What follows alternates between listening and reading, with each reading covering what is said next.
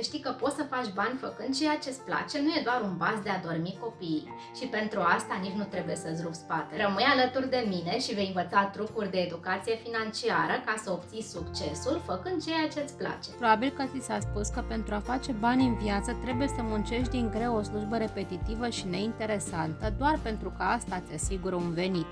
Probabil tot de multe ori ți s-a spus că pasiunile tale sunt doar pentru timpul liber, ba chiar că trebuie să renunți la pasiuni și la hobby-uri deoarece acestea ar sta în calea unei viitoare cariere. Desigur, sfatul că trebuie să muncești din greu ca să faci bani este unul bun, general valabil, dar asta nu înseamnă că munca trebuie să fie una neplăcută și nu înseamnă că sfera pasiunilor nu se poate intersecta cu cea a carierei, ba chiar poate fi una și aceeași. Secretul constă într-o motivație personală puternică, provenită dintr-un mindset sănătos, propunându-ți mereu obiective pe care trebuie să le atingi. Pasul 1.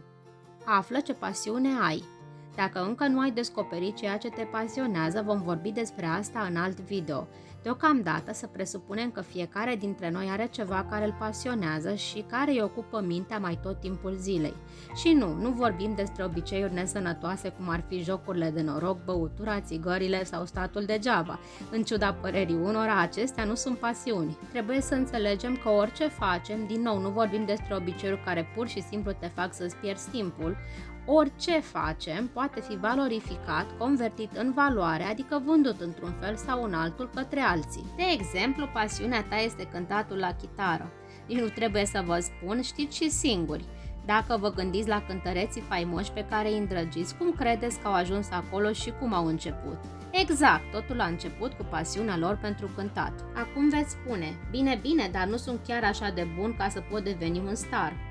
Nu am spus nicăieri că acest video este despre cum să te ajut să devii următorul Michael Jackson sau următorul Freddie Mercury, ci despre faptul că trebuie să înțelegi că orice pasiune poate fi valorificată suficient cât să câștigi din ea, iar pentru asta nu trebuie să fii cel mai bun dintre cei mai buni.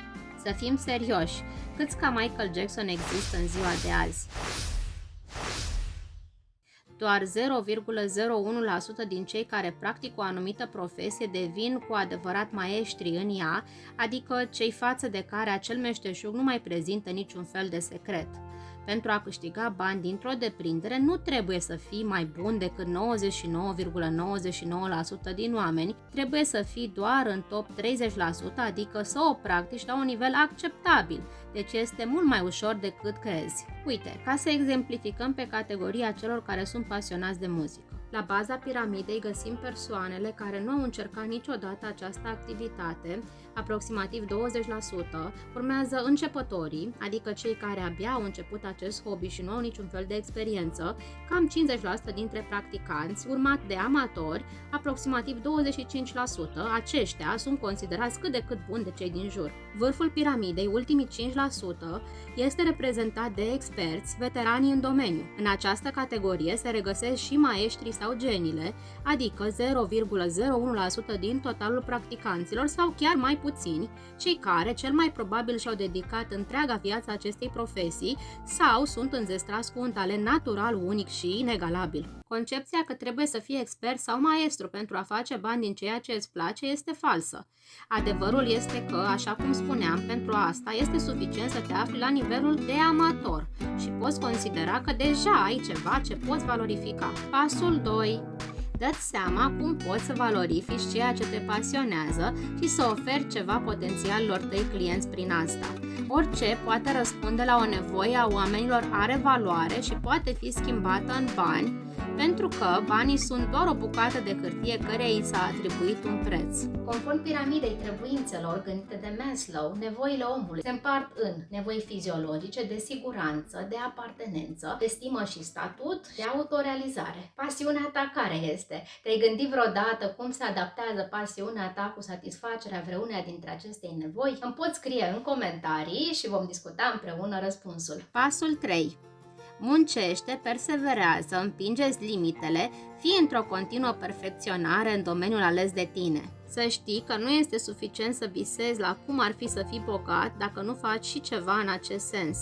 Desigur, toți ne-am dorit să devenim miliardari peste noapte fără să facem nimic, iar dacă tu așa crezi că vei ajunge acolo, eu îți doresc succes.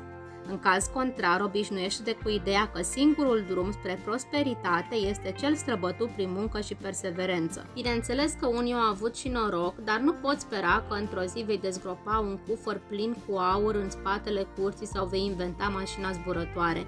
Multe persoane de succes spun că norocul sau inspirația reprezintă doar 1%, restul de până la 99% este munca. Credeți că toată fizica modernă s-a scris doar pentru că i-a căzut mărul în cap lui Newton?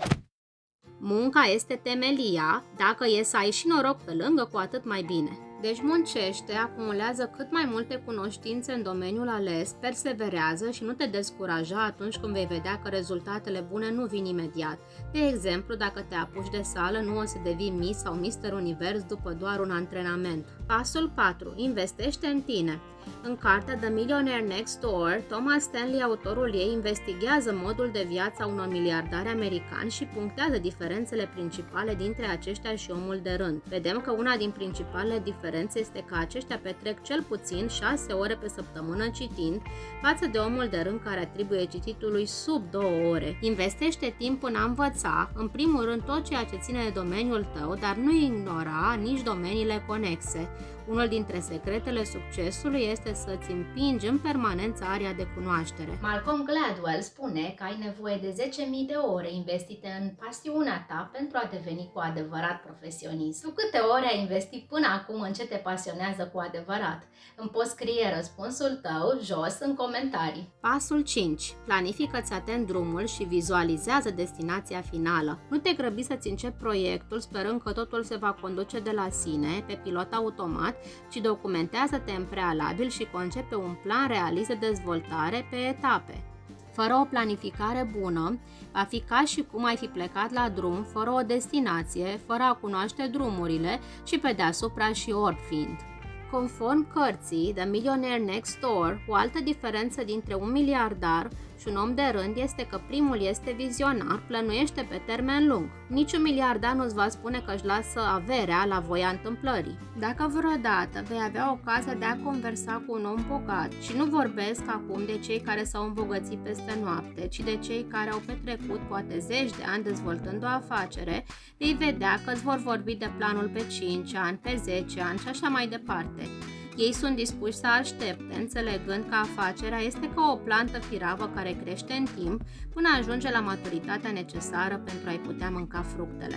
Pasul 6. Crezi în tine chiar dacă alții nu o fac. Vor fi mulți care nu vor face altceva decât să te critique și să te saboteze, băgându-ți bețe în roată, spunându-ți mereu ce nu faci bine și se vor pune în poziția de mentor pentru că ei știu mai bine, fie din invidie că tu ai un proiect personal și ei nu. Deși este bine să fii deschis la idei și la critici constructive, totuși nu te lăsa descurajat. Ai încredere în tine și în proiectul tău. Pasul 7. Trebuie să ai mentalitate de învingător. Fii conștient că orice în viață are urcușuri și coborâșuri. Nu te lăsa atunci când ai de greu, ci ia-o ca pe o provocare. Ține minte că vremurile grele clădesc personalitatea unui om și îți dau experiență, forțându-te să fii mai bun la ceea ce faci, să te adaptezi și să cauți să-ți deschizi și mai mult orizonturile. De asemenea, nu uita ce am spus mai devreme, să nu-ți fie frică de muncă, fiindcă fără trudă nu poți face nimic. Puțin realizează atunci când văd un om de succes câtă muncă și câte nopți nedormite se ascund în spatele banilor săi. Dacă cineva îți spune, dacă aș avea banii lui X sau Y,